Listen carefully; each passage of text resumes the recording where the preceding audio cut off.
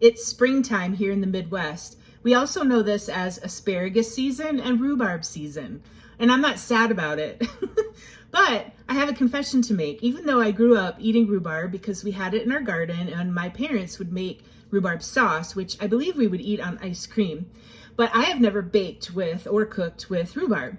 So a couple of weeks ago, and I like it, so it's not that I don't like it, but we don't have any that grows at my house, and we live out in the country, so we really should have some growing. But a couple of weeks ago, we went to North Dakota to see Jason's sister Betsy Ziegler and our brother-in-law Russell. They both recorded podcast episodes with me while we were up there. Betsy's came out last week, and I'm working on Russell's for this week.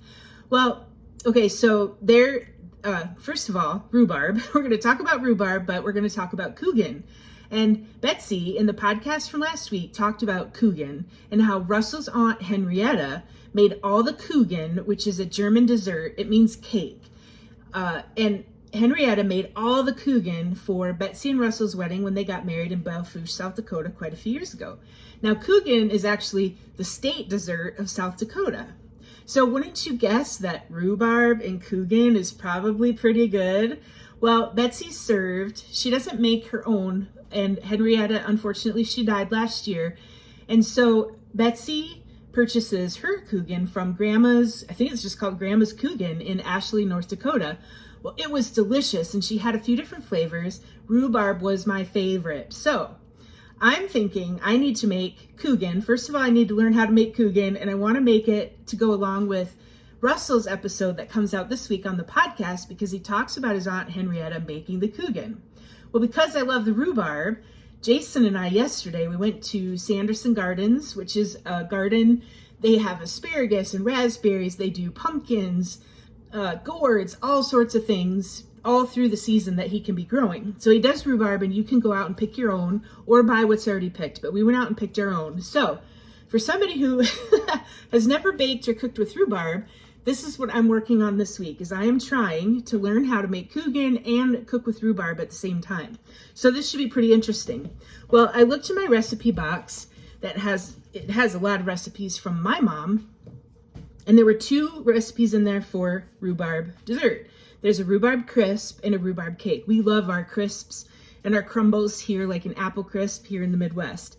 So I was thinking that I could make some of those because I think we got a lot of rhubarb. I didn't really know what to do, and so we kept piling it in, and I think we ended up with about 5.5 pounds. Maybe it's too much. It might not actually be enough. I really have no idea. Okay, so then I went to my grandma's recipe box, my grandma Janet, and I'm so lucky that I have her recipe box, but it has all these, really cool old recipes in here. So I go to hers, and there's 19 different recipes for rhubarb. We have rhubarb torte dessert, rhubarb crisp, another rhubarb crisp, rhubarb crunch, very close to the crisp, another rhubarb crunch. We have rhubarb jam.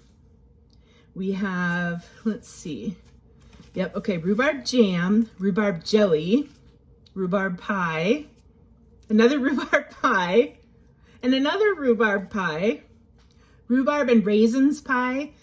And I'm sorry, but I don't do raisins, and I mean in trail mix, but not in pie. So I'll probably never make this rhubarb and raisins pie. I can give it to my sister Heidi. And then another rhubarb pie. Anyway, I ended up with finding 19 different recipes in my Grandma Janet's recipe box.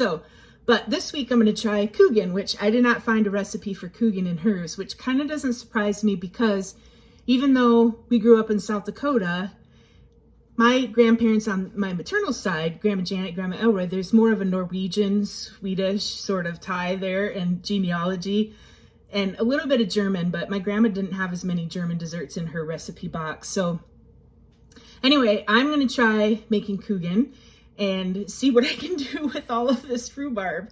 If you guys have rhubarb, if you bake with it, if you cook with it, if you have memories of eating crisp or anything like that growing up in the Midwest, let me know. I'd love to hear all of your rhubarb stories. And I'll update you and see if I end up with some delicious rhubarb kuchen. Sweet wishes.